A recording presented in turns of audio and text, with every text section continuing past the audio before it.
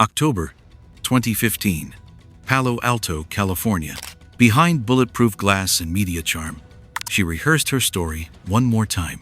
Elizabeth Holmes, once hailed as the youngest self-made billionaire, stood in her signature black turtleneck, selling a lie wrapped in science. Theranos wasn't a breakthrough. It was a performance, one that fooled presidents, billionaires, and the world, until the curtain fell. In 2003, a 19-year-old college sophomore walked into her Stanford professor's office and declared she had an idea that would change the world. Her name was Elizabeth Holmes, and she had just decided to drop out and launch her own biotech startup. The vision? A device that could run hundreds of blood tests from a single drop of blood. No needles, no vials, no waiting, just a painless finger prick and rapid, accurate diagnostics at your local pharmacy. To many, it sounded impossible. To Holmes, that was the point. She called the company Theranos, a blend of therapy and diagnosis. And she wasn't just selling a product, she was selling a future. One where no one would have to wait for a lab result, where early detection could save lives, and where expensive, outdated systems could be replaced by sleek, elegant technology. The pitch was seductive: efficiency, accessibility, and innovation, all in one tiny box-shaped device. Holmes styled herself not as a CEO, but as a visionary. She wore a black turtleneck like Steve Jobs. She spoke in a deep, almost theatrical voice. She used phrases like mission-driven and redefining healthcare. Her media training was meticulous. Interviews were tightly controlled. Photos were composed with a cool, Silicon Valley aesthetic. She wasn't just running a company, she was curating a legend. And people believed her. Stanford professors endorsed her. Venture capitalists took meetings. She was articulate, poised, and tireless. The perfect face for disruption in an industry ripe for change. Investors weren't just buying into a product, they were buying into Elizabeth Holmes. By her mid-20s, she had raised hundreds of millions of dollars. Her board included former secretaries of state, military generals, and billionaires. She graced the covers of Forbes, Fortune, and Time. She was named one of the world's most influential people. Theranos was privately valued at $9 billion. Holmes' personal stake made her a billionaire, at least on paper. But beneath the surface, the technology wasn't delivering. The machine, sleek and futuristic in design, couldn't run the tests it promised. The science was shaky. The results were inconsistent. And yet, the myth of the visionary held strong. Because Holmes wasn't selling what was real, she was selling what people wanted to believe was possible. Elizabeth Holmes didn't just build a company. She built a fortress of perception, one that deflected questions, repelled critics, and radiated confidence. To the outside world, Theranos looked untouchable.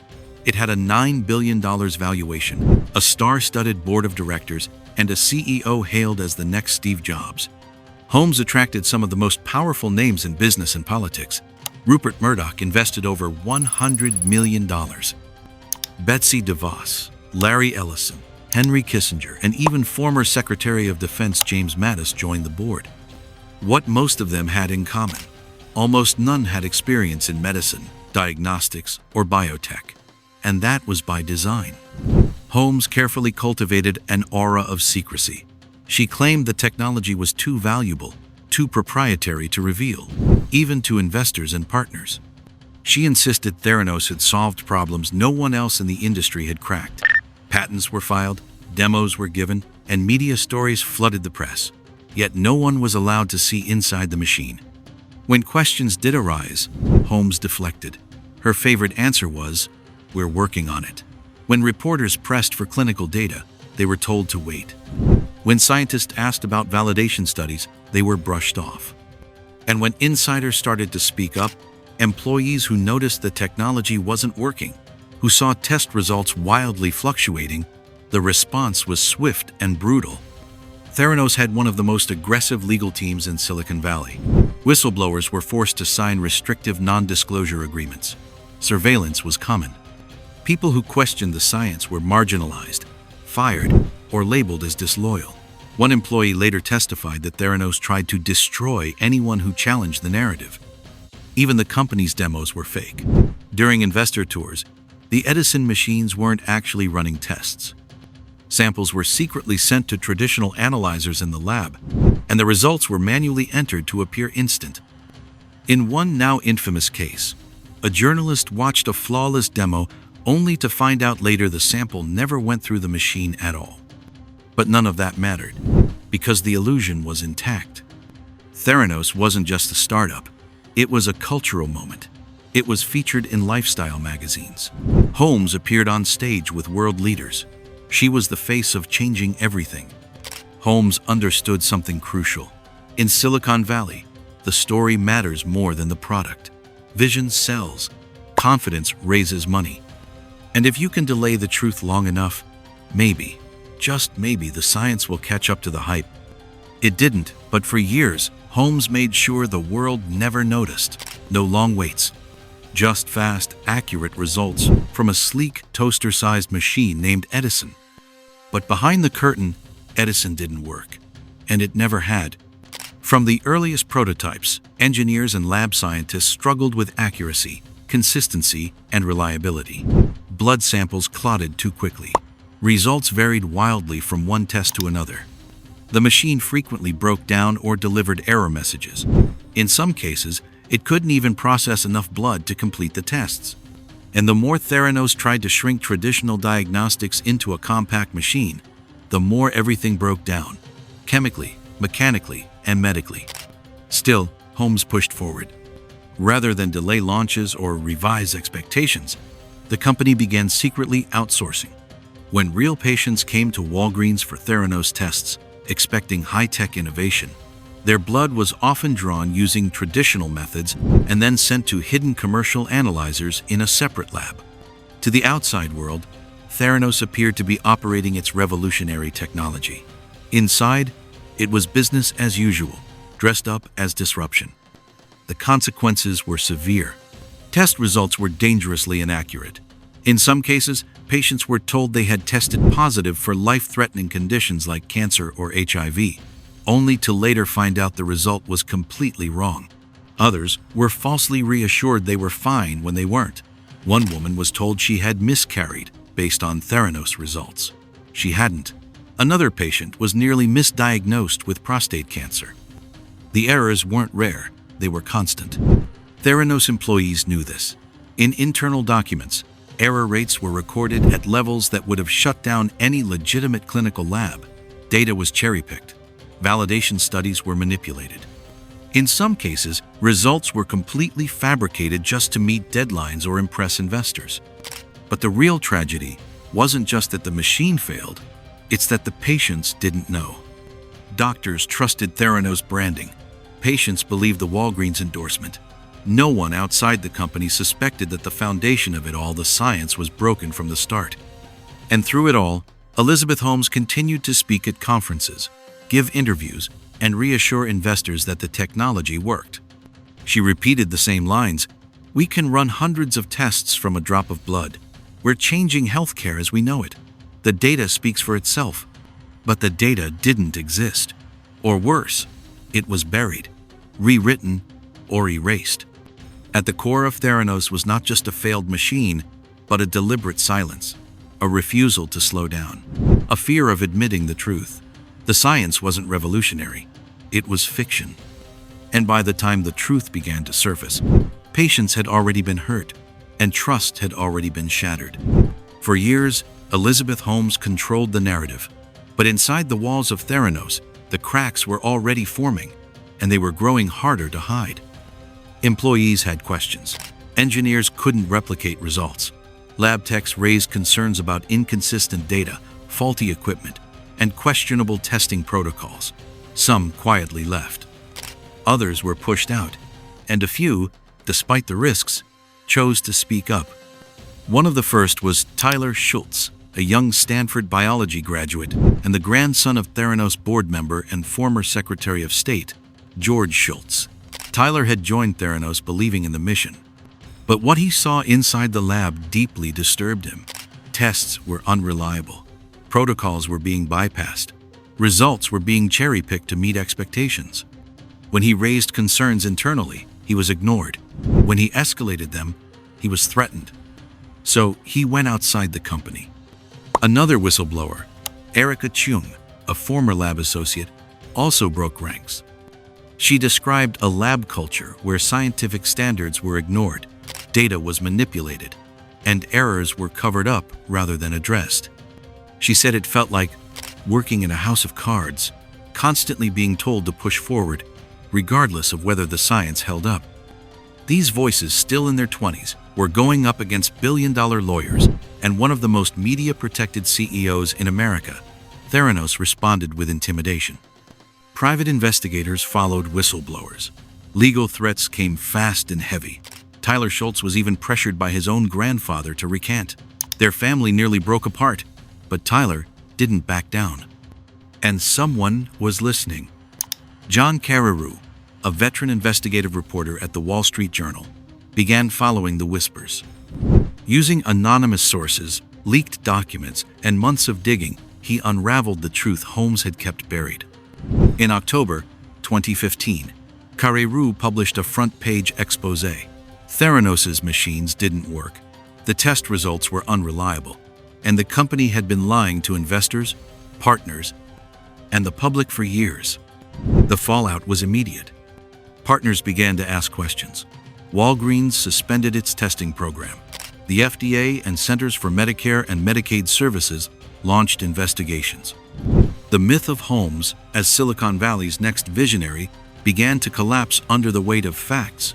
But even as the empire trembled, she appeared calm, brushing off criticism as the work of skeptics and saboteurs. The story was no longer hers to tell. The illusion was unraveling, and this time, the truth had momentum. The fallout from the Wall Street Journal exposé hit Theranos like a tidal wave. Overnight, the image Elizabeth Holmes had spent years crafting began to fracture. Partners backed out. Regulators closed in. The press, once enamored with her brilliance, now circled like sharks. In 2016, the Centers for Medicare and Medicaid Services, CMS, released a scathing report detailing severe issues in Theranos' lab practices. Dozens of tests were deemed unreliable. Thousands of patient results were voided. Walgreens, which had partnered with Theranos to roll out testing centers across its stores, ended the relationship and sued. The FDA revoked approval for the company's proprietary devices. Holmes was no longer on magazine covers. She was under federal investigation. In 2018, Holmes and Theranos' former president and COO, Ramesh Sunny Balwani, were charged with multiple counts of wire fraud and conspiracy to commit wire fraud. Prosecutors alleged that they had deliberately misled investors, doctors, and patients about the capabilities of their technology. If convicted, they faced decades in prison. Holmes maintained her innocence. She claimed she never intended to mislead anyone, that she believed in the mission, in the science, and in her company. Her legal team painted her as a young, optimistic founder who got in over her head. In a surprising move, she also accused Balwani, who had been both her business partner and romantic partner, of emotional and psychological abuse, a claim he denied. The trial began in September 2021, attracting global media coverage. Former employees, investors, and even patients took the stand. They described a company that operated in fear, where data was hidden and image was everything. The prosecution argued that Holmes knowingly lied to raise money and preserve her image. The defense insisted she never meant to deceive, that she was simply too ambitious, too trusting, and too eager to change the world. In January 2022, the verdict came in. Holmes was found guilty on 4 counts of fraud, including defrauding investors of hundreds of millions of dollars. She was later sentenced to 11 years and 3 months in federal prison. Her surrender date was set for 2023. The same woman, who once promised to revolutionize healthcare with a drop of blood, had become a symbol, not of innovation, but of deception. Elizabeth Holmes is now in prison. Theranos no longer exists. The Edison device never worked. But the story she told, and the billions that followed, continue to haunt Silicon Valley. Theranos didn't just defraud investors.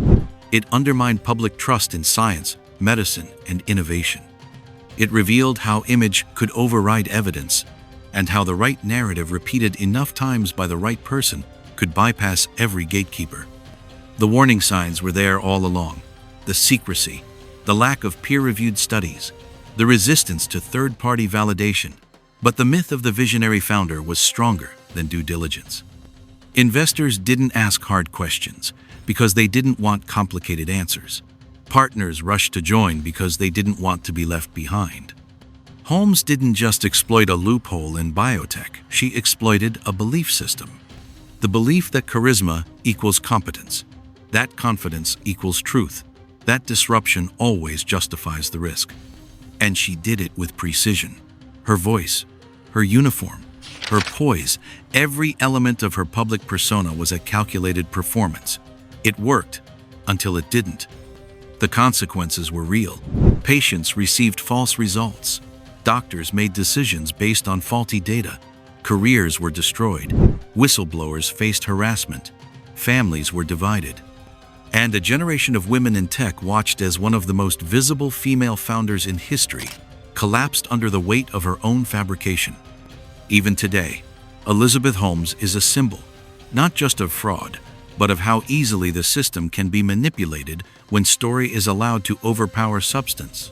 The Theranos saga isn't just about one CEO who lied. It's about a world that wanted to believe her. Elizabeth Holmes didn't invent a diagnostic breakthrough. She invented a belief and sold it to the world. And in doing so, she left behind a legacy far more dangerous than a failed machine, a blueprint for how to deceive an entire industry, one keynote speech at a time. Elizabeth Holmes didn't just sell a machine, she sold a vision.